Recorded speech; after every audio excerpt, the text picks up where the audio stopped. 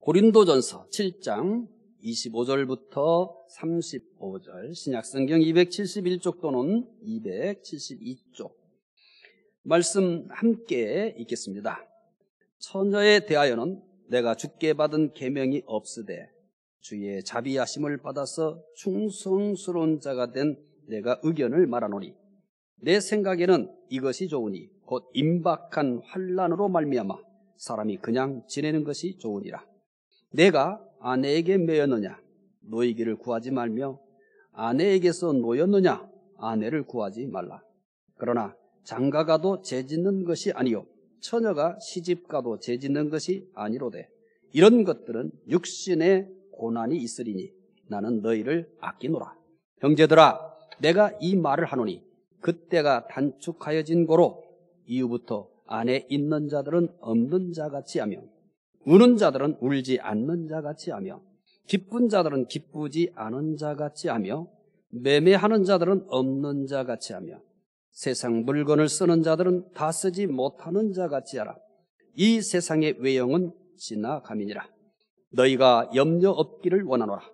장가가지 않은 자는 주의 일을 염려하여 어찌하여야 주를 기쁘시게 할까 하되 장가간 자는 세상 일을 염려하여 어찌하여야 아내를 기쁘게 할까 하여 마음이 갈라지며 시집가지 않은 자와 처녀는 주의 일을 염려하여 몸과 영을 다 거룩하게 하려 하되 시집간 자는 세상 일을 염려하여 어찌하여야 남편을 기쁘게 할까 하느니라.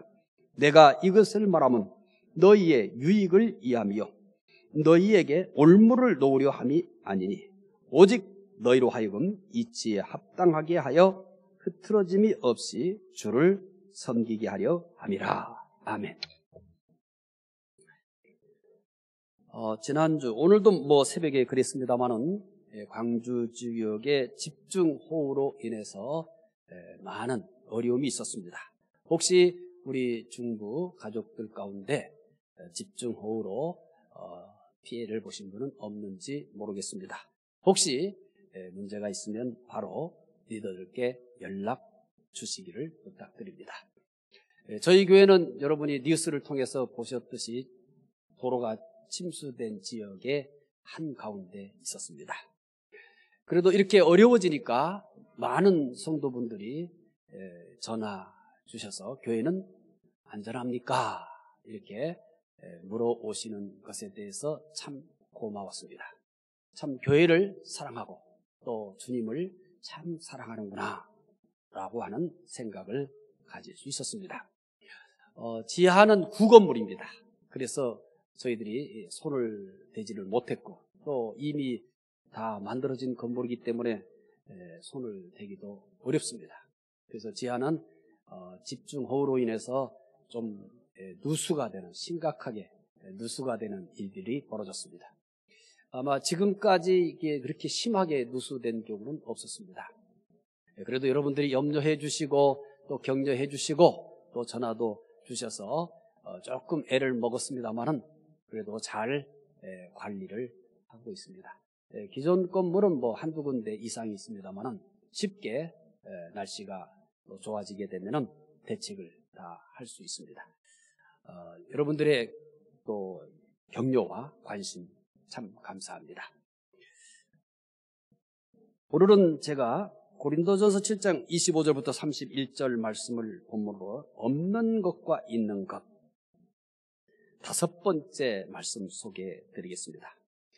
이제 진리를 찾아서 떠나는 여행, 이제 막바지에 이르게 됐습니다. 행복한 여행 되고 계시는지 모르겠습니다. 저는 최선을 다해서 이 여행의 안내자 역할을 하려고 노력하고 있습니다.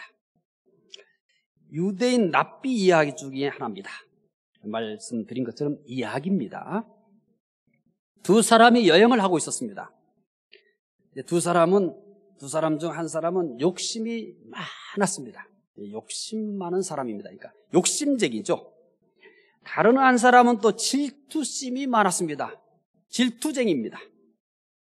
이 두 사람이 함께 여행을 하고 있었습니다. 그런데 어느 날 천사가 나타나서 두 사람과 함께 여행하게 되었습니다. 천사가 지켜봐서 참 재미있는 조합이라서 찾아왔는지 걱정이 돼서 찾아왔는지는 모르지만은 절대 이게 조화되지 않는 두 사람의 여행에 천사가 함께 하게 되었습니다. 한참을 여행하다가 천사가 두 사람과 헤어지게 되었습니다. 천사는 그 두 사람에게 말을 했습니다. 두 분 중에서 먼저 한 분이 저에게 소원을 말하시면 제가 그분의 소원을 들어드리겠습니다. 그리고 두 번째 분에게는 첫 번째 사람이 얻은 것의 2배로 드리겠습니다. 두 사람은 뜻밖의 행운을 얻게 되었습니다. 하지만 두 사람의 기쁨은 잠시였습니다. 그 말을 듣는 순간 야, 이게 웬일이냐면서 기뻐했습니다만 조금 생각해 보니까 상당히 고민되는 일이 있습니다. 먼저 말을 하고 그 사람이 그 소원을 받아요. 소원이 이루어져요. 그러면 두 번째 사람은 먼저 받은 사람의 2배를 저절로 받는 거예요. 좀 생각해 보니까 이거 상당히 난처한 거예요. 그래서 두 사람은 잠시 기뻐하다가 아주 심각한 표정을 짓기 시작했습니다. 기뻐해야 될 사람은 시간이 갈수록 점점점 얼굴이 일그러지고 심각해졌습니다. 천사가 주겠다고 하는 선물 때문이었습니다. 욕심 많은 사람은 자신이 먼저 소원을 말했다가는 두 번째 사람이 자기보다 2배나 더 갖게 되기 때문에 절대 먼저 말할 수 없었습니다. 질투가 많은 사람은 상대방이 자기보다 더 얻는 것을 견딜 수 없기 때문에 또 먼저 말하지 않았습니다. 서로 먼저 말하라고 처음에는 이렇게 얌전하게 얘기했습니다만 시간이 지나면서 점점 상대방을 향해서 큰 소리로 먼저 말하라고 했습니다. 두 사람은 다 말하지 못하고 침묵만 흐르고 있었습니다. 욕심 많은 사람이 참다 못해 질투심 많은 사람의 목을 꽉 잡고 말했습니다. 야! 내가 먼저 얘기해. 말 안 하면 너 죽인다. 이렇게 얘기했습니다. 아마 체력적으로 체격이 좀 밀렸던 모양이죠. 질투가 많은 사람이 고민하다가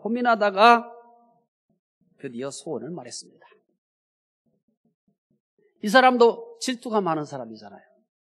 근데 체력에서 밀렸던지 고민하다가 결국은 먼저 소원을 말하게 되었습니다. 질투가 많은 사람의 소원은 무엇이었을까요? 질투가 많은 사람이 소원을 말합니다. 내 소원은 눈 하나가 볼 수 없는 겁니다. 결국 질투 많은 사람은 한눈을 볼 수 없게 되었습니다. 이렇게 되면 욕심 많은 사람은 어떻게 되었을까요? 욕심 많은 사람은 두 눈 다 볼 수 없게 되었습니다. 질투와 욕심이 많은 인간의 자화상을 그린 이야기입니다. 세상에서 모든 것을 가지고 있는 사람이 있을까요? 아무리 많은 것을 가지고 있어도 반드시 없는 것이 있습니다. 세상에서 아무것도 없는 사람이 있을까요? 아무리 적게 가지고 있어도 반드시 있는 것이 있습니다. 하지만 없는 사람은 없기 때문에 가지려고 합니다. 있는 사람은 있기 때문에 더 많이 가지려고 합니다. 5억이 있는 사람은 10억을 채우고 싶을 겁니다. 10억이 있는 사람은 50억을 꼭 채우고 싶을 겁니다. 50억이 있는 사람은 100억을 채우고 싶을 것입니다. 있는 사람은 더 많이 가지려고 하는 겁니다. 없는 사람이든 있는 사람이든 모두 똑같이 가지려고만 합니다. 없는 사람은 없기 때문에 가지려고 하고 있는 사람은 있기 때문에 다 채우려고 하고 우리는 이런 현실 속에서 살아가고 있습니다. 없기 때문에 더 많이 가지려고 하거나, 있기 때문에 더 많이 가지려고 하거나, 있든 없든 모두가 다 가지려고만 하는 세상에서 살고 있습니다. 없는 사람은 왜 가지려고 할까요? 이 질문에 대부분의 사람들이 그것을 질문이라고 하느냐? 없으니까 가지려고 하지라고 대답할 겁니다. 당연한 대답입니다. 그렇다면 다음의 질문에는 어떻게 대답하시겠습니까? 우리는 정직하게 각자의 신앙 양심에 대해서 양심으로 대답을 해보시기 바랍니다. 각자가 그냥 속으로 대답해 보시면 됩니다. 살 만큼 있는데 왜 더 가지려고 합니까? 그냥 마음으로 대답하세요. 살 만큼 있는데 왜 더 가지려고 합니까? 먹고 사는데 지장이 없는데 왜 더 잘 먹으려고 합니까? 더 잘 먹어서 관리 못하면 그건 다 뭘로 돌아오죠? 독으로 돌아옵니다. 독으로 돌아와요. 잘 먹으면 잘 먹은 만큼 땀을 흘려야만 하는 것이 요즘의 모습이에요. 집이 있는데 왜 더 좋은 집을 가지려고 하죠? 내가 사는데 불편하지 않는데 왜 자꾸 그렇게 신경을 쓰셔서 대출 계획을 잡고 또 그것을 갚을 생각을 하고 또 이리 궁리하고 저리 궁리하고 밤잠 못 자고 사서 잠시 좋은데 돈이 잘 안 벌리고 계획대로 안다면 이거 어떻게 해야 돼? 집이 있는데 왜 자꾸 더 큰 집, 더 좋은 집을 가지려고 하십니까? 사실 나에게 단독주택, 대저택을 내가 예를 들어서 구입을 했어요. 딱 들어가면 좋겠어요? 안 좋겠어요? 좋죠. 잔디도 있고 수영장도 있고 정원수도 기가 막히고 집에 들어가 보면 거실이 그냥 으리으리하고 얼마나 편하겠습니까? 또 가족들과 더불어 차 마실 수 있는 멋진 공간도 있고 영화에 나오는 그런 것들 우리가 누린다고 죄는 아니에요. 그러나 그것이 얼마나 가겠습니까? 자, 정원이 그렇게 넓으면 내가 절대 관리 못합니다. 그러면 관리하는 사람들에게 위탁 관리합니다. 근데 위탁 관리하고 이렇게 일하는 것들 보면 뭐에 마음에 들어요? 안 들어요. 스트레스 받아요. 왜 저렇게 일을 해? 해놓고 나가면 어떻게 돼? 마음에 안 들어. 또 집안 청소하고 관리하는 거 내가 도저히 이건 감당할 수 없어요. 또 일하는 모습 보니까 또 마음에 안 들어. 아이, 사람 바꿔야 되겠어. 짜증나고 스트레스 받아요. 있기 때문에 있는 것 때문에 내가 짊어져야 될 짐도 더 는다는 것을 왜 모릅니까? 자동차가 있는데 왜 자꾸 더 좋은 차를 가져야 된다고 생각하십니까? 내가 타고 다니기에 안전하고 내가 타고 다니기에 불편하지 않으면 됩니다. 그런데 왜 자꾸 더 좋은 차를 가져야 된다고 생각하시죠? 그건 소모품입니다. 시간 지나면 그 돈은 제로가 됩니다. 근데 왜 그렇게 해야 되죠? 그건 안 아까운가요? 다른 데는 엄청 아깝잖아요. 다른 데 쓰는 데는 엄청 생각해야 되잖아요. 그런데 왜 그렇게 살아야 되죠? 그거 얼마나 여러분 가지고 살 거예요? 10년? 좋아요. 20년 가지고 계실 거예요? 아니요. 10년 가까이 오면은 굉장히 잘 쓴 거예요. 그 다음부터는 또 뭐예요? 뭐를 사야 되지? 지금 산 것보다 더 좋은 거 살아야 될 거 아니에요. 근데 성편이 그때 더 좋아지리라는 보장이 있나요? 그럼 더 나쁜 차 사면은 사면서도 기분 좋겠어요? 나쁘겠어요? 아이, 스트레스 받죠. 왜 우리는 사는데 지장이 없고 불편하지 않고 안전하면 되는 거예요. 그런데 왜 자꾸 더 좋은 차, 더 큰 차를 사야만 된다고 생각하십니까?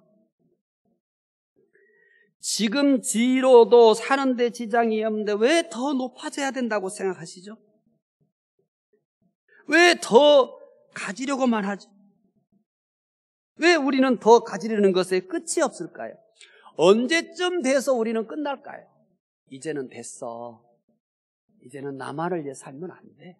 이제는 좀 돌아보자. 내가 많이는 아니지만 다른 사람들에게 조금 베풀며 살자. 좀 돌아보면서 살자. 좀 품위 있게 언제쯤 살 거예요. 언제쯤 보람 있게 살 거예요. 이제 내가 마지막 숨을 거두기 전에 여유가 있을 때 내 인생을 돌아보면서 훌륭하다고 내놓을 건 아니지만, 야, 종원아, 너 멋지게 살았어. 대단하지는 않지만 그래도 네 발자국을 보니까 인생 괜찮게 살았어.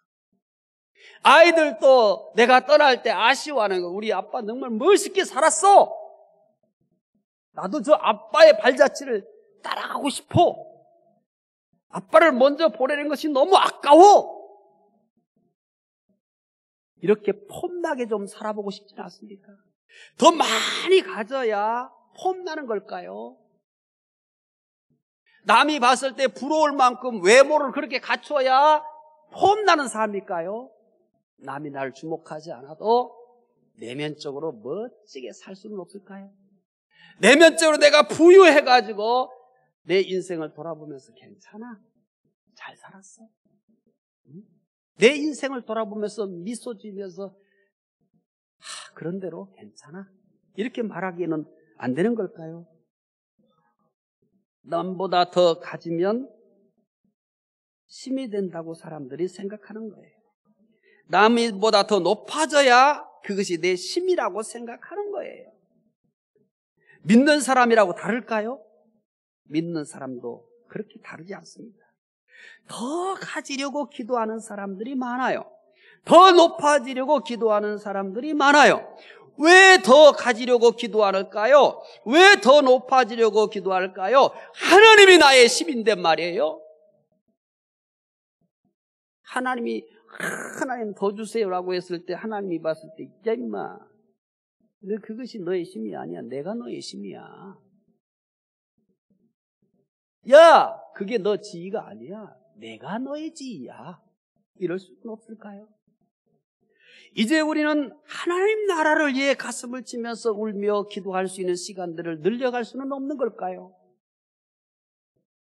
코로나19로 인해서 많은 사람들이 어려운데 나만 괜찮으면 되듯이 나만 움츠리고 내 가족만 챙기면서 언제까지 살까요? 이 나라 이 민족을 놓고 또 위축되어가고 무너져가는 교회를 놓고 가슴을 치면서 울면서 기도하면서 그렇게 멋지게 살 수는 없는 걸까요? 집중호우로 해서 많은 사람들이 생명을 잃고 또 그들을 구조하다가 생명을 잃는 사람들을 보면서 그들을 놓고 울면서 기도할 수는 없을까요? 야, 위험하니까 가지마. 내 가족만 챙기고 나만 챙기면서 언제까지 이렇게 살아야 될까요? 예수 그리스도를 닮지 못한 것에 대해서 가슴을 치면서 울면서 기도하는 시간들을 늘릴 수는 없는 걸까요? 지금 한국교회를 놓고 가슴을 치면서 하나님 교회, 우리 주님의 몸된 교회를 붙들어 주십시오. 이렇게 걱정하며 근심하면서 기도할 수 있는 시간들이 늘려가는 것은 안 되는 걸까요?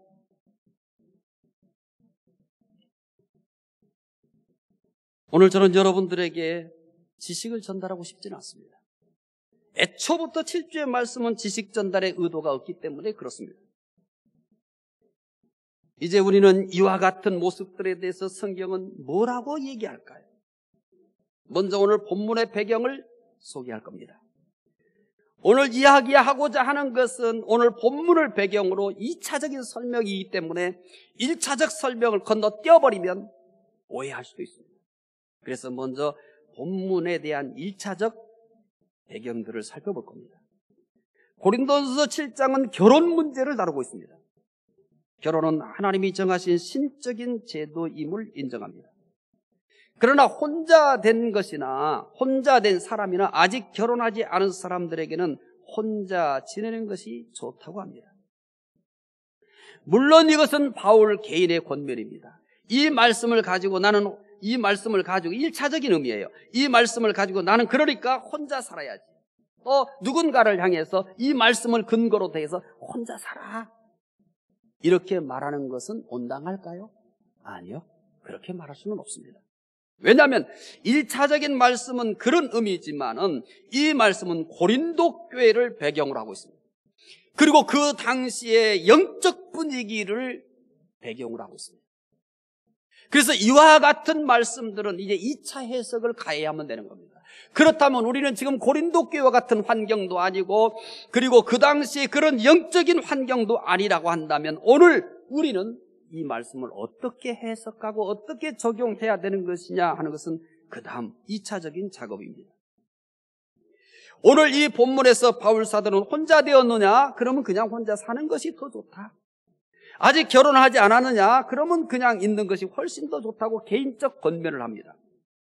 이렇게 하는 가장 중요한 이유 중에 하나가 뭐냐면, 바울의 개인적인 견해지만은 중요한 이유는 당신은 믿는 사람들이 대부분 예수 그리스도의 재림이 임박했다고 생각했습니다. 그래서 29절에 형제들아 내가 이 말을 하노니 그때가 단축하여진 고로, 이렇게 설명합니다. 그래서 그 당시에 영적 분위기, 교회의 영적 분위기, 믿는 사람들의 영적 분위기는 이제 그리스도께서 곧 재림한다. 왜냐하면 그리스도께서 승천하신 후에 꽤 시간이 지났어요. 그들 관점에서. 그들은 예수님이 승천하신 다음에 아마 대부분이 자기들이 살아있을 때 재림할 수 있을 것이라고 기대한 겁니다. 그래서 그 당시에 성도들과 교회들은 대부분이 곧 그리스도가 재림한다라는 그런 영적 분위기 속에 있었습니다. 바울도 그런 기대를 가지고 있었어요. 그래서 아까 말씀드린 것처럼 그때가 단축하여진 고로, 이렇게 얘기합니다. 그래서 혼자 됐느냐? 그냥 혼자 살아라. 아직 혼자냐? 그러면 그렇게 살아라. 이렇게 개인적인 권면을 하고 있는 겁니다.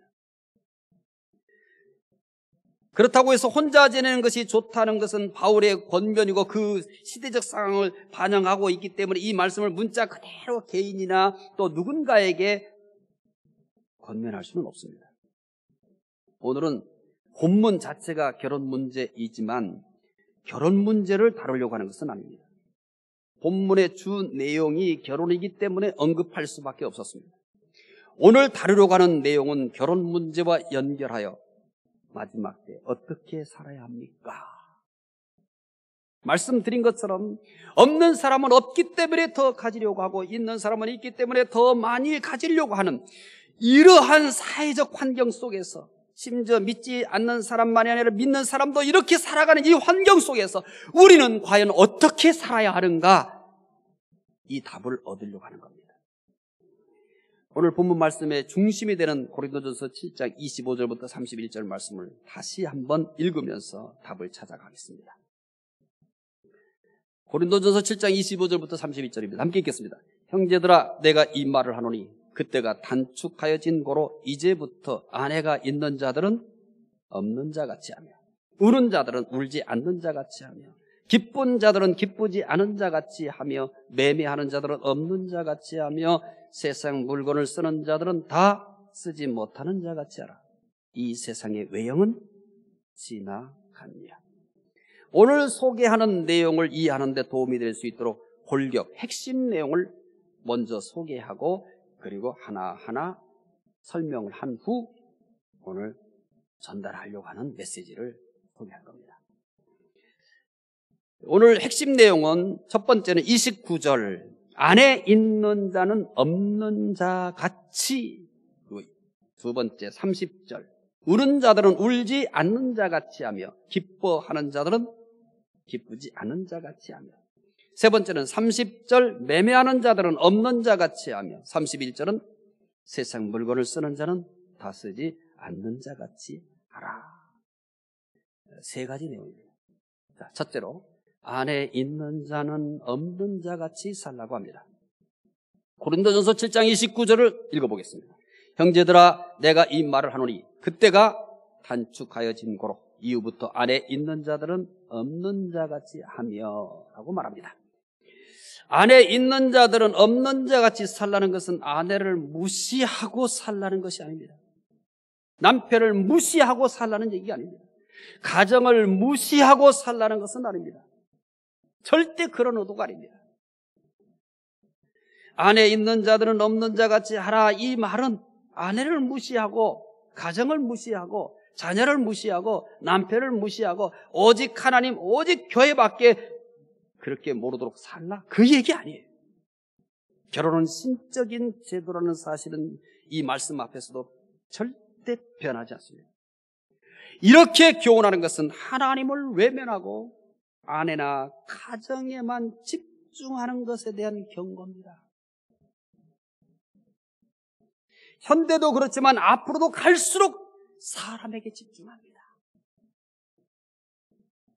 그래서 우리는 남편은 이래야 되고 아내는 이렇게 해야 되고 자녀에 대해서는 이렇게 해야 된다는 것이 절대 성경적인 것이 아닙니다. 요즘의 문화, 요즘의 풍토입니다. 요즘 남편 그렇게 하면 안 돼. 요즘 아내 그렇게 하면 안 돼. 요즘 부모 그렇게 하면 안 돼. 요즘 자녀 그렇게 하면 안 돼. 이게 다 성경적입니까? 그럼 우리는 이렇게 혼란스러울 때 성경은 뭐라고 말씀하시는지 우리는 성경 앞에 서야 될 거 아닙니까?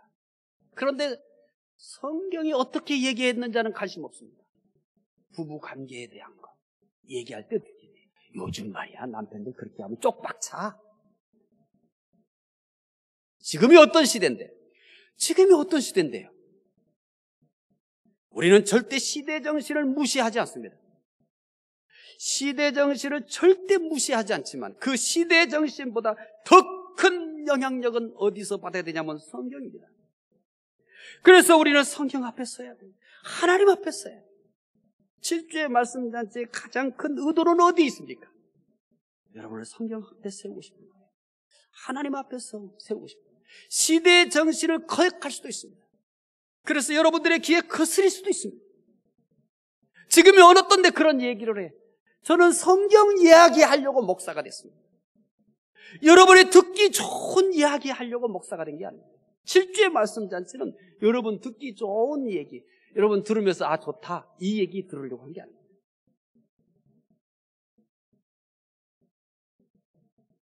하나님이 좋아하는 이야기를 하고 싶어요. 여러분이 좋아하는 이야기를 하려고 하는 게 아닙니다. 여러분이 듣다가 오늘 2부 예배 드리는 분들이 다 싫어요 이렇게 해도 괜찮아요. 나는 한 분만 좋아하면 됩니다. 하나님. 여러분이 다 좋아도 하나님이 나 싫어. 나는 네가 그런 설교하기를 원하지 않았어. 네가 오늘 읽은 성경은 그렇게 말하는 게 아니야. 이렇게 얘기하면 온 세상 사람들이 다 좋다고 해도 이거는 처절하게 실패한 겁니다. 온 세상 사람이 다 싫어해도 하나님이 미소를 지으면 정원아 잘했어. 잘했어. 너는 내 마음을 참 잘 알아. 이렇게 하면 되는 것입니다. 여러분 우리는 지금 어디 앞에 서야 합니까? 시대 정신을 절대 무시하지 않지만 그러나 시대 정신이 우리의 중심은 아닙니다. 하나님이 우리 중심입니다. 그러니까 제발 세상 사람들이 사람에 대해서, 가정에 대해서, 남편에 대해서, 아내에 대해서, 자녀들에 대해서 이렇게 저렇게 얘기할 때 우리는 잠깐 멈추고 성경은 뭐라고 얘기할까? 요즘 시대는 남편은 이래야 되고 요즘 시대는 아내는 이래야 되고 요즘 시대 부모는 이래야 되고 자녀들은 이래야 된다고 하는데 성경은 뭐라고 얘기할까? 왜 우리는 시대 정신이 태풍처럼 집중호우처럼 몰아닥치는 이때 그것에서 잠깐 멈추고 성경을 볼 수는 없는 걸까요? 현대도 그렇지만 앞으로 갈수록 사람 중심이 될 것입니다. 하나님 중심의 삶에 대해서 가장 심각한 도전이 될 것입니다. 시간이 갈수록 하나님을 밀어내고 사람이 중심이 될 것입니다. 남편이 중심이 되고 아내가 중심이 되고 자녀가 중심이 될 것입니다. 하나님을 왜 부를까요? 하나님을 왜 부를까요? 하나님은 복음. 누가 중심이에요? 남편이, 아내가, 자녀가 중심이 되었습니다. 하나님을 부르는 이유는 나의 중심이 된 이들을 통해서 행복을 누리게 한 것뿐일 수도 있습니다. 사람이 아니라 하나님의 중심이 되는 것입니다. 오늘 이 본문은 아내가 있는 자는 없는 자 같이. 얘야, 사람이 중심이 되면 안 되는 거야. 하나님이 중심이 돼야 돼라고 하는 의도의 말씀이지. 아내를 무시하거나 남편을 무시하거나 자녀를 무시하는 얘기 아닙니다. 너는 이제 중심 이동을 해야 될 때가 된 거야.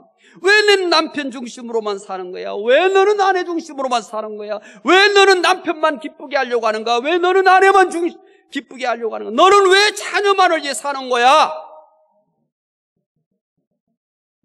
그렇게 사는 우리들에게 경종을 울리고 있는 겁니다.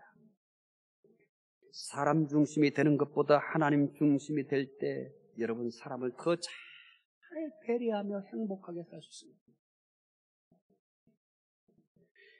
남편이 중심이 되고 아내가 중심이 되고 자녀가 중심이 되어서 그것밖에 모르면서 사는 것은 하나님 필요 없습니다. 여러분 하나님 부르지 않아도 됩니다. 그것은 안 믿는 사람들도 누리는 행복을 여러분은 누리고 있는 겁니다.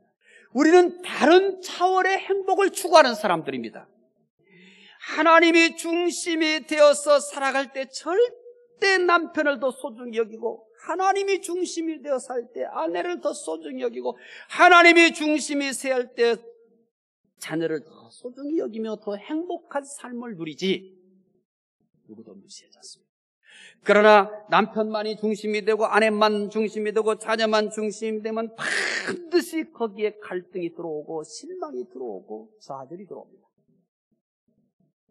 내가 당신을 위해서 지금까지 어떻게 했는데, 내가 당신을 위해서 지금까지 내가 어떻게 했는데, 내가 너희들을 위해서 어떻게 살았는데, 이런 후회와 이런 낙심, 이런 갈등들이 쓰나미처럼 몰려오는 시간들이 그 인생 속에 자주 있습니다. 그러나 하나님 중심이 되면은 남편의 부족한 점을 나의 부족한 점이라 생각하고 울면서 기도하고 돕습니다. 아내의 부족한 점이나 마음에 묻지 않은 부분에 대해서도 내가 하나님이 중심이기 때문에 그런 것마저도 품고 기도하고 사랑하려고 합니다. 아이들이 내 기대에 충족하지 못하고 자꾸 딴 길로 갈 때라도 그래도 하나님 앞에 엎드려 울면서 하나님, 내가 원하는 자녀가 아니라 하나님이 원하는 자녀를 키우게 합니다. 이런 중심의 이동을 얘기하는 겁니다. 사람이 중심이 되는 것보다 하나님이 중심이 될 때는 훨씬 더 사람을 잘 배려하면서 다른 차원의 행복을 누릴 수 있는 겁니다. 둘째는 우는 자들은 울지 않는 자 같이 하며 기뻐하는 자들은 기뻐하지 않는 자 같이 하라라고 합니다. 고린도전서 7장 30절 말씀을 읽어보겠습니다.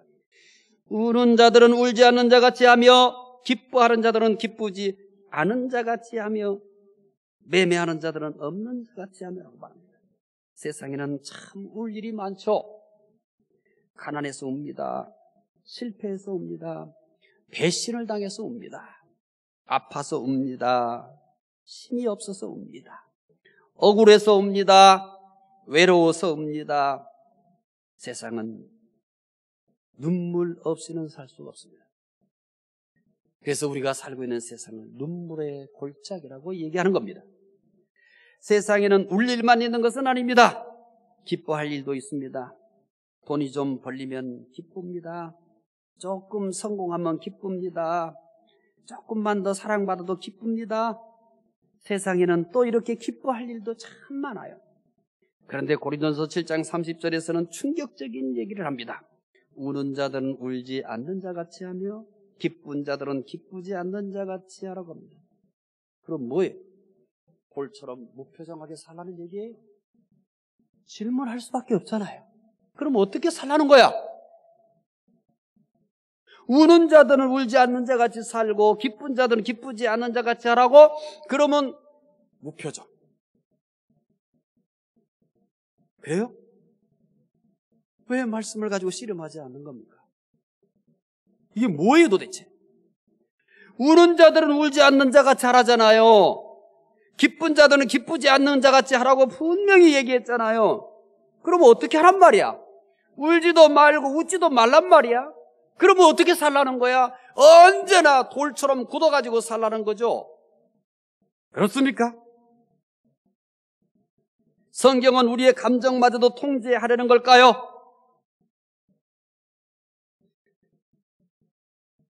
아닙니다. 너무 슬프거나 기뻐하는 인간의 감정 때문에 하나님을 잊어버릴 수 있기 때문입니다. 우리는 지금 감정 시대를 살고 있습니다. 그래서 서로의 감정을 중요하게 여깁니다. 너무 인간의 감정을 중요하게 여기다 보면 감정이 중심이 될 수밖에 없습니다. 어떤 글을 써도 어떤 글이 사람들에게 참 선호하고 좋아하는 글이냐면 감성을 터치해야 됩니다. 감성 시대이기 때문입니다. 드라마도 마찬가지입니다. 드라마도 이 시대의 정신이 감성 시대예요. 그래서 감성을 터치할 수 있는 그런 내용의 드라마는 히트를 칩니다. 영화도 마찬가지예요. 감성 시대입니다. 그래서 우리나라는 원래 이 감정적인 그 민족이에요. 그래서 그런 부분에 이 세상이 지금 코드가 맞는 거예요. 그래서 영화도 그렇고 드라마도 그렇고 노래도 그렇고 선풍을 일으키는 이유가 이 시대가 뭐냐면 감성 시대예요. 우리는 그런 부분에 있어서 굉장히 원래부터 그런 민족이었기 때문에 다른 민족보다는 훨씬 뛰어난 겁니다. 지금은 감성 시대예요. 그래서 감성을 굉장히 중요하게 여겨요. 서로의 감정을 다치지 않으려고 하고 굉장히 중요해요. 그렇게 하지 않더라도 우리 감정은 내 인격체예요. 하나님은 내 인격체가 아닌 겁니다. 그러니까 누구의 영향을 더 많이 받겠어요? 당연히 내 인격체인 감정의 영향을 더 많이 받죠. 우리는 조금만 방심하게 되면 감정이 나의 주인입니다. 감정이 나의 왕입니다. 감정이 나를 움직입니다. 절대 하나님을 움직이지 않습니다. 우리는 끊임없이 내 인격체인 내 감정과 그리고 내 인격체가 아닌 다른 인격체의 하나님 사이에서 끊임없는 줄다리기를 하고 끊임없이 갈등하고 있는 겁니다. 그런데 사실은 결론을 내려보면은 내 인격체가 아닌 하나님의 인격체를 나의 중심으로 받아들이는 시간보다 내 인격체의 일부인 감정이 내 주인 노릇하고 내 왕 노릇하고 내 심 노릇할 때가 훨씬 프로테주로 내는 것 자체가 불가능할 만큼 우리는 하나님이 나의 주인이요 하나님이 나의 심이요 나의 왕이라고 하나님이 나의 모든 것이라고 하지만 실제 대부분은 감정이 왕이요 감정이 주인이요 감정이 심이요 대다수 다 감정의 지배 속에 살아갑니다. 이런 것을 간파한 겁니다. 그래서 우는 자들은 울지 않는 자같이 기쁜 자들은 기쁘지 않는 자같이라고 하는 것은 당신의 감정이 주인되지 않게 해주세요. 당신의 감정이 당신의 중심이 되지 않게 해주십시오. 감정의 중심이 아니라 하나님이 중심이 되어야 한다는 것입니다. 감정이 중심이 되는 것보다요 하나님이 중심이 될 때 우리는 더 성숙한 감정과 더 아름다운 감정을 가질 수 있습니다. 내 감정이 중심이 되었을 때 내 감정은 이미 왜곡되어지고 부패한 인격체 속에 있는 감정이기 때문에 너무 감정적이다 보면은 나도 그 감정을 터뜨린 다음에 내 팔등을 찍으면서 후회한다. 나는 이 모양이야. 나는 왜 이래? 내 감정을 터뜨려 놓고서 참았어야 내가 그때 왜 그랬지? 하면서 후회하면 내 감정 때문에 내가 상해서 힘들어야 돼요. 다른 사람의 감정 때문에 상한 것보다 사실은 내 감정 때문에 내가 상할 때가 더 많습니다.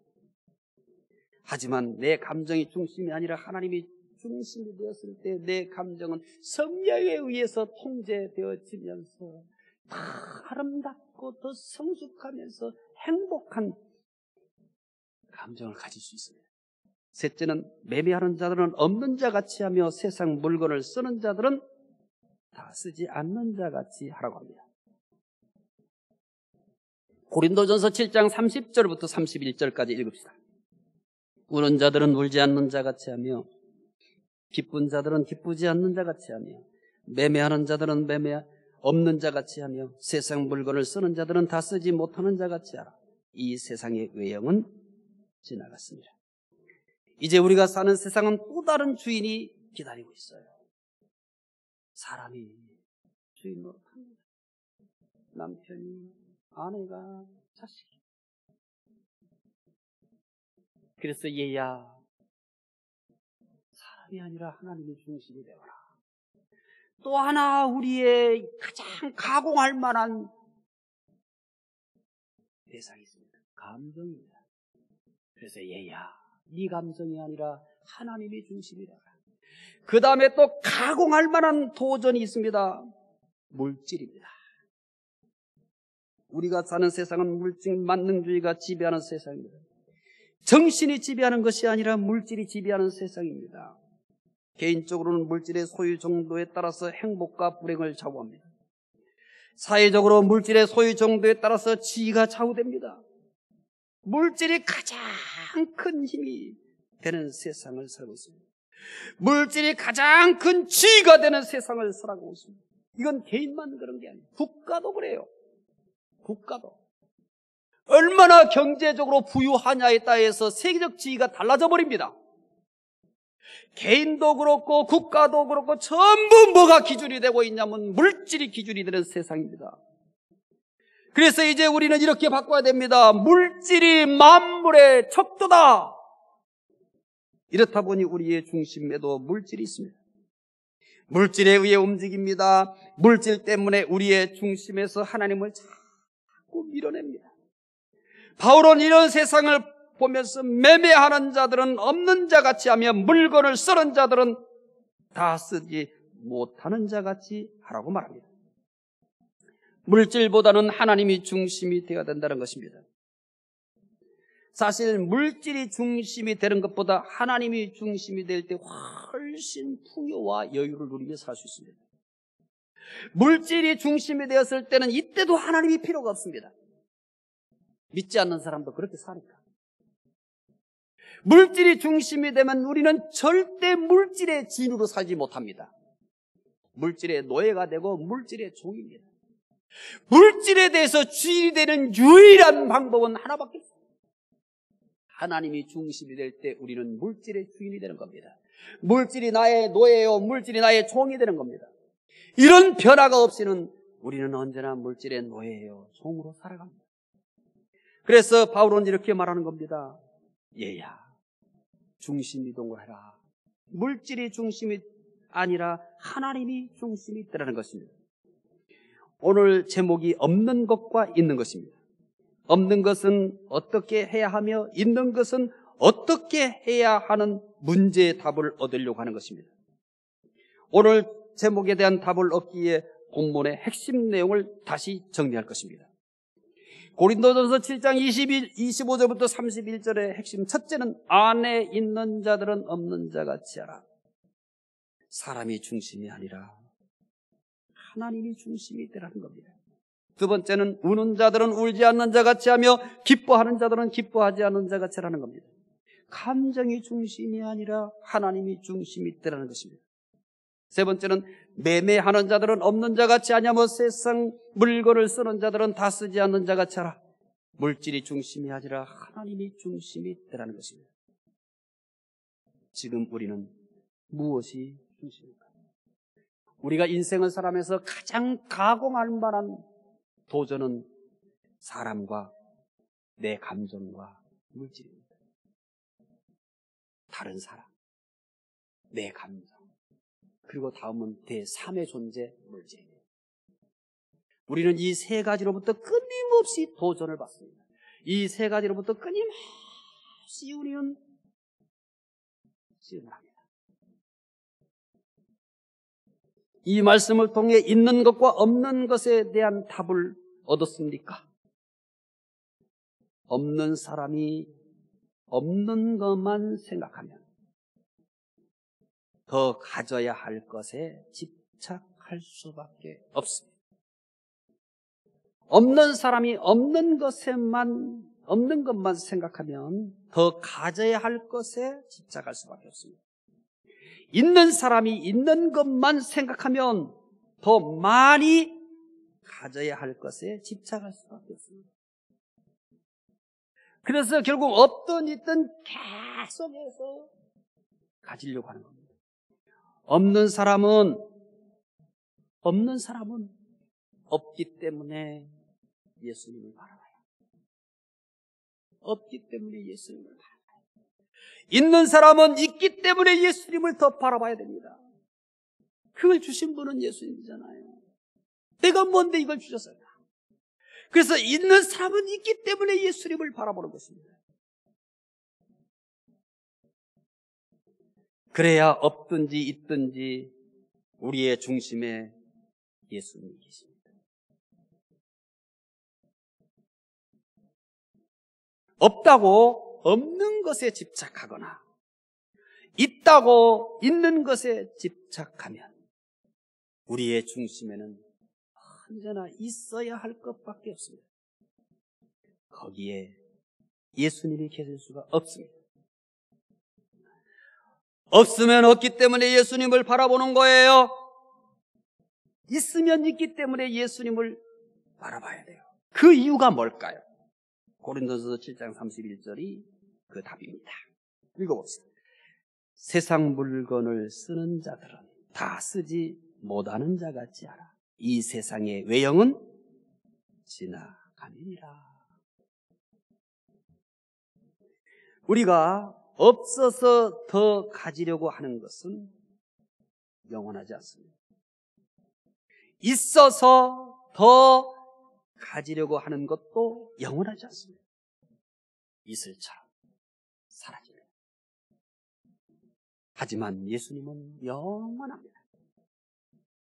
일시적인 것을 얻기 위해 영원하신 예수님을 잃는 것은 세상에서 가장 어리석은 선택입니다. 또한 돌이킬 수 없는 큰 손해입니다. 사실 예수님을 중심에 모시는 것은 없는 것의 포기가 아닙니다. 또한 더 갖는 것의 포기도 아닙니다. 중심 이동을 요구하고 있는 겁니다. 없기 때문에 예수님의 중심이 되라 하는 것은 없는 것에 포기를 하라는 얘기가 아닙니다.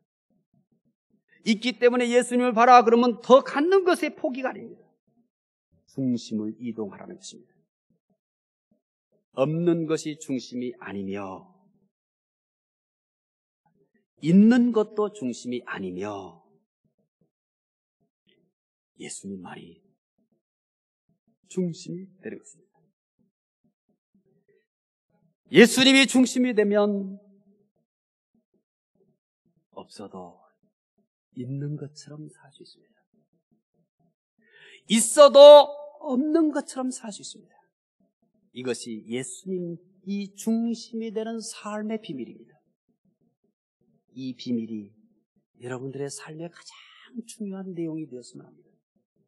예수님이 중심이 되면은 없어도 있는 것처럼 살 수 있어요.